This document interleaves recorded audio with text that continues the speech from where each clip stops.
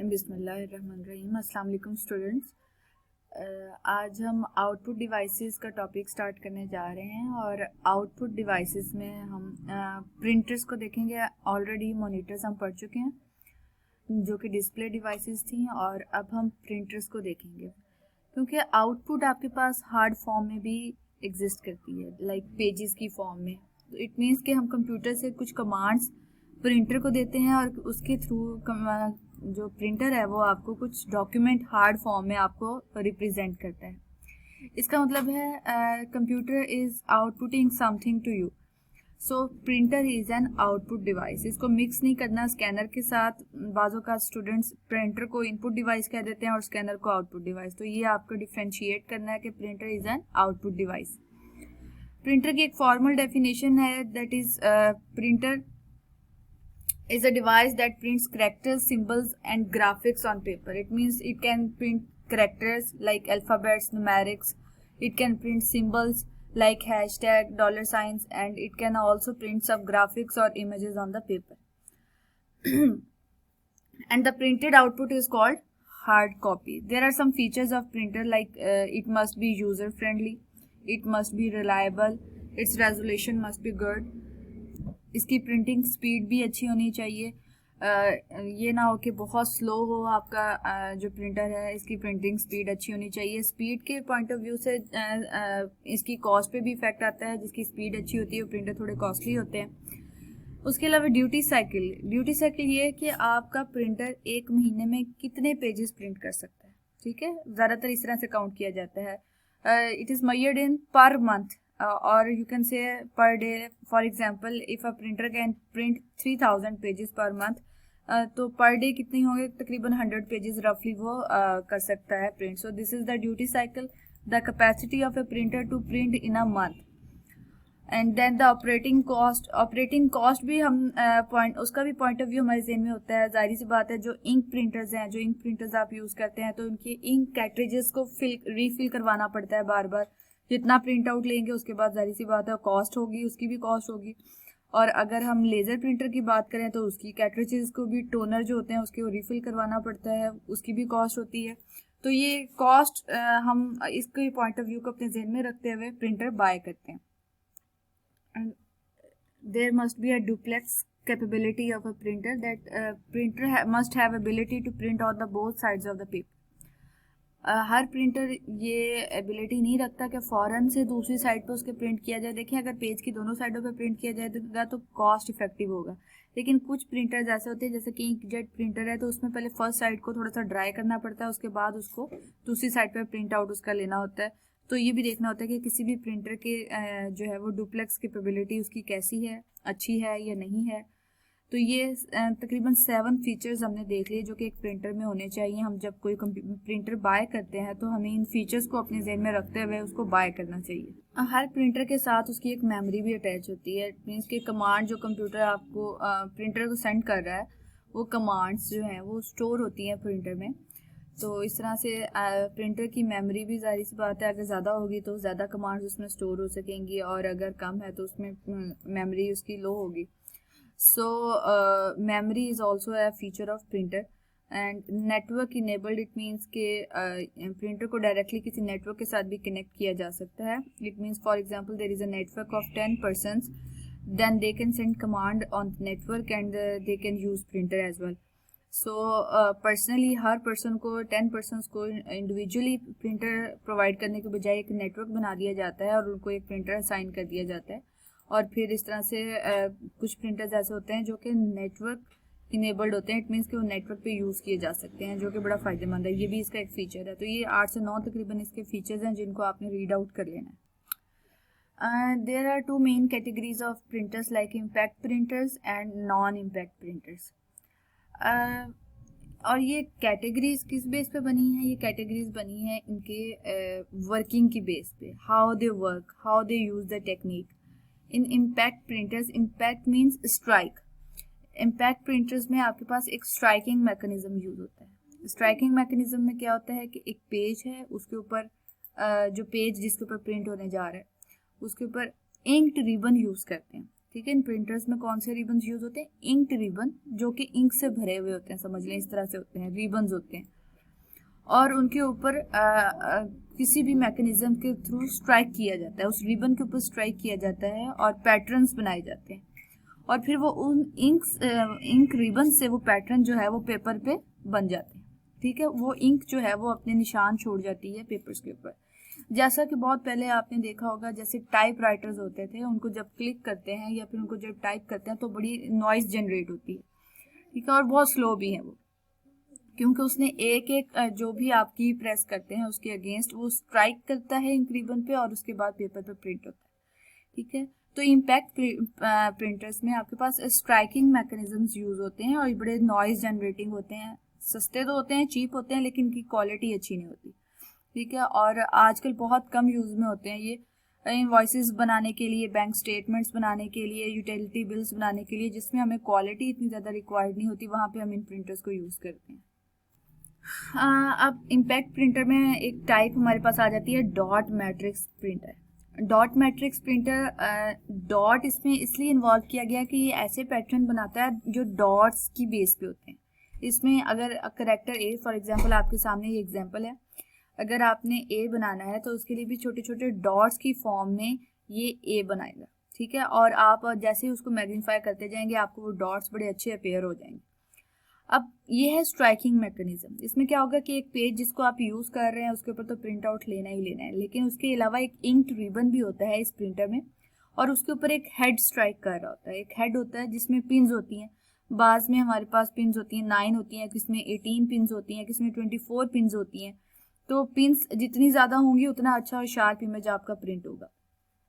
उन पिन्स को जब स्ट्राइक किया जाता है, पिन्स वाकई ही इसी तरह से होती हैं, नोकदार होती हैं, ये देखें आपके सामने बनी हुई है, ये 9 पिन्स का एक हेड बनाया हुआ।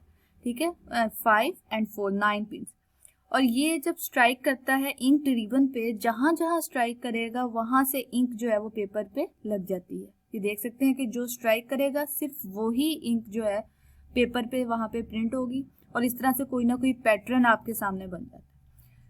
तो ये ओल्ड स्टाइल प्रिंटर हैं, और उसके अलावा बड़े आपको क्वालिटी इतनी अच्छी कोई ये नहीं देंगे, कोई शार्प इमेजेस नहीं देंगे। Second category of impact printer is line printer. अब वो जो हमने डॉट मैट्रिक्स पढ़ा था उसमें करेक्टर बाय करेक्टर प्रिंटिंग होती है। पहले एक करेक्टर जैसे ए है, फिर बी है, फिर सी है, इस तरह से 1 by 1 करेक्टर की प्रिंटिंग होगी। लेकिन लाइन प्रिंटर, लाइन से आपके अपने ध्यान में रखना है, इसमें पूरी एक लाइन एक वक्त में प्रिंट हो जाती है। मैकेनिज्म वही है, लाइक स्ट्राइकिंग मैकेनिज्म है, रिबन पे ऊपर स्ट्राइक करेगा और उसका इमेज कहाँ बनेगा? पेपर पे आएगा, उसके जो इंक है उसके थ्रू सारी का सारी प्रिंटिंग उसके पेपर पे होगी। लेकिन इसमें करेक्टर बाय करेक्टर नहीं, बल्कि पूरी एक लाइन जो है वो एक ही वक्त में प्रिंट हो जाती है। और इसकी स्पीड को मैयर करने के लिए हम लाइंस पर मिनट का यूनिट यूज करते हैं कि 1 मिनट में कितनी लाइंस प्रिंट कर देता है। लाइक अगर हम बात करते हैं डॉट मैट्रिक्स की तो उसमें पहले एल प्रिंट होगा, फिर आई होगा, फिर एन होगा। लेकिन अगर लाइन प्रिंटर की बात करें तो ये जो फर्स्ट लाइन आपको नजर आ रही है ऊपर, ये एट ए टाइम आपको प्रिंट होके उसके बाद नेक्स्ट आ जाएगी। मतलब सारा आप पहले टाइप करेंगे, वो प्रिंट हो जाएगा और उसके बाद आप नेक्स्ट लाइन पे मूव कर जाएंगे। इसकी 2 टाइप्स हैं, बैंड प्रिंटर और chain printer. Next is the daisy wheel printer.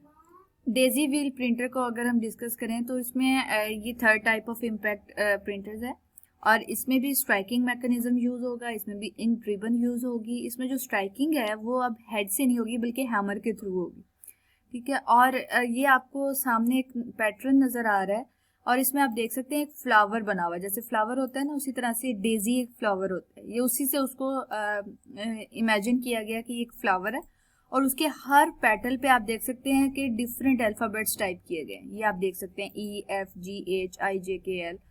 तो ये एक फ्लावर को शो कर रहा है, और हर एक जो उसकी एक्सटेंशन है that is the petal of flower. और अब क्या होगा कि ये जब इंक रिबन पे कोई भी एक पेटल स्ट्राइक होगा, फॉर एग्जांपल जी स्ट्राइक करता है तो इट मीन्स कि जी का पैटर्न वहां पे प्रिंट हो जाएगा पेपर पे।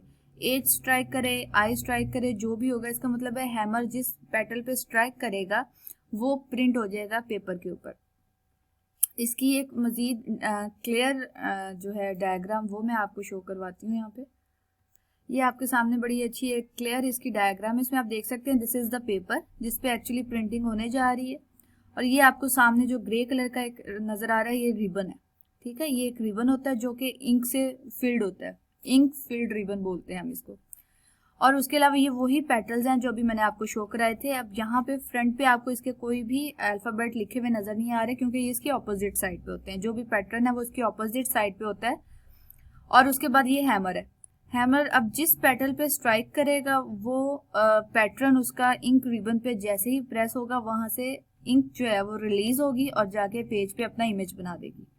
अब जो भी कैरेक्टर उसने प्रिंट करवाना होगा वो कैसे आएगा वहां पे उस लाइन पे, वो इस तरह से आएगा कि ये पूरे का पूरा जो डेजी व्हील है, फूलों, डेजी फूल से लिया गया है, फ्लावर से। और व्हील क्यों है? क्योंकि ये घूमता है व्हील की तरह, तो इस तरह से रोटेट करेगा और अपनी लोकेशन पे आएगा। और उसके बाद हैमर उसी अल्फाबेट को सिर्फ स्ट्राइक करेगा जो कि प्रिंट होना है। तो इस रोटेटिंग में और उसके बाद स्ट्राइकिंग में टाइम तो कंज्यूम होता है डेफिनेटली, बट रिक्वायरमेंट्स के अकॉर्डिंग ये प्रिंटर्स भी आजकल यूज हो रहे हैं। तो आप देख सकते हैं कि जो भी आपने अल्फाबेट प्रिंट कराना हो आप जस्ट रोटेट, मशीन उसको रोटेट करेगी, एक्चुअली प्रिंटर रोटेट कर रहा होता है कमांड के अकॉर्डिंग। और उसके बाद हैमर उसको स्ट्राइक करेगा, स्ट्राइक करने के बाद इंक रिबन से इंक रिलीज होगी सिर्फ उसी पैटर्न के मुताबिक और वो आपके पेपर पे राइट डाउन हो जाएंगी। So this is the daisy wheel printer. Non impact printers की बात करें तो उसमें स्ट्राइकिंग मैकेनिज्म्स नहीं होते, it means there is no striking mechanism in non impact printers. नाम से ही आपको आइडिया हो जाएगा, इसमें हम किसी में इंक्स यूज कर रहे हैं, किसी में लेजर यूज कर रहे हैं और इसके अलावा कहीं हम हॉट या हीट यूज कर रहे होंगे images प्रोड्यूस करने के लिए। So non-impact printers are those printers which don't use any striking mechanism for the image building or for the printing mechanism, ठीक है। इसमें किसी में हीट यूज हो रही है, प्रेशर यूज हो रहा है या फिर कुछ इंक्स वगैरह यूज हो रही है, फास्टर होती है, क्वालिटी इनकी अच्छी है। एक टाइप आपके पास इसकी लेजर प्रिंटर है जिसमें प्रिंटिंग के लिए लेजर टेक्नोलॉजी यूज होती है, बिल्कुल फोटोकॉपियर मशीन की तरह ही होता है और उसी तरह से लेजर के थ्रू ये जनरेट कर देता है इमेजेस को। आपको लेजर की एब्रीवेशन भी आनी चाहिए, ठीक है। और ये क्या होता है कि पेपर पे जो होते हैं ना कुछ पाउडर टोनर होता है, उसमें पाउडर को ये बर्न करता है जहां जहां वहां पे परमानेंट इमेज अपने पेज के ऊपर बना देता है। Second one is the inkjet printers. Inkjet printer is also non impact printer और इसमें क्या होगा कि आपके पास इंक जो है वो स्ट्राइक की जाती है और जेट की फॉर्म में स्ट्राइक की जाती है और फिर स्प्रे के टीनी ड्रॉप्स होते हैं जो कि पेपर के ऊपर अपना इमेज बना देते हैं, ठीक है। और इसमें यह है कि ब्लैक एंड व्हाइट और कलर दोनों फोटोज इसमें प्रिंट किए जा सकते हैं, दोनों प्रिंट्स बनाए जा सकते हैं। तो इंक जेट आपको नाम से ही आइडिया होना चाहिए, ऐसा प्रिंटर है जिसमें जेट्स होते हैं जिसके थ्रू इंक जो है वो स्ट्राइक करती है पेपर के ऊपर और कमांड के अकॉर्डिंग जो है वो इमेजेस ड्रॉ कर देती है। और थर्ड टाइप हमारे पास जो है नॉन इम्पैक्ट प्रिंटर में वो थर्मल प्रिंटर आ जाती है। थर्मल प्रिंटर नाम से आपको पता चल जाएगा कि इसमें कुछ वैक्सेस वगैरह होती हैं जिनको हीटअप किया जाता है और एक स्पेशल किस्म का पेपर होता है जिसके ऊपर इसको प्रिंट आउट दिए जाते हैं इसके और उसके लिए जैसा कि एटीएम की जो प्रिंट्स निकलती हैं, उसके अलावा इलेक्ट्रॉनिक टिकट्स होती हैं एयरपोर्ट पे, ये सब चीज़ें, तो रिटेल स्टोर्स पे जो परचेज रिसिप्ट्स होती हैं ये सारी की सारी आपके पास थर्मल प्रिंटर्स में आती हैं। और इसमें जो है वो क्या होता है कि स्पेशल एक पेज यूज होता है और उसके ऊपर वैक्सेस को थोड़ा सा हीटअप करके उसको प्रिंट किया जाता है। और उसके बाद आपके पास एक फोटो प्रिंटर आ जाता है। फोटो प्रिंटर नाम से ही आपको पता है कि आप जैसा फोटो बनाना चाहें आप वैसा उसको प्रिंट आउट दे सकते हैं, जैसा कि ये आपके सामने। और अक्सर वो आपने सुना भी होगा कि इंस्टेंट फोटो जो है वो आपको मिलना चाहिए, तो ये आपके सामने देखें ये फोटो प्रिंटर की एक एग्जांपल है। और उसके लिए जो भी आप पिक्चर की आप कमांड देंगे वो पिक्चर आपको एज इट इज जो है वो प्रिंट होके मिल जाएगी। और ये आपके सामने थर्मल प्रिंटर है जो कि प्रिंट आउट करके दे रहा है। स्पेशल किस्म के ये पेजेस होते हैं जिनके ऊपर वैक्सेस या हीट की वजह से उसको हीट अप करके उसको प्रिंट दिया जाता है। ये पोर्टेबल प्रिंटर्स होते हैं। पोर्टेबल प्रिंटर्स लाइट वेट होते हैं, बैटरी से चलते हैं, इसको चार्ज कर लिया जाता है या फिर इनको बैटरी इंडल्ज कर दी जाती है तो बड़ा अच्छा काम कर देते हैं। इनको अपने लैपटॉप्स के साथ, नोटबुक्स के साथ, जिसके साथ भी अटैच करें तो ये आराम से आपको उसके रिजल्ट्स दे देते हैं। वायरलेस भी होते हैं और पोर्टेबल भी हैं। इसका मतलब एक जगह से दूसरी जगह ले जाना बड़ा आसान है इनको, और इनको इजीली आप प्रिंटिंग के लिए यूज कर सकते हैं। So these are the impact and non impact printers.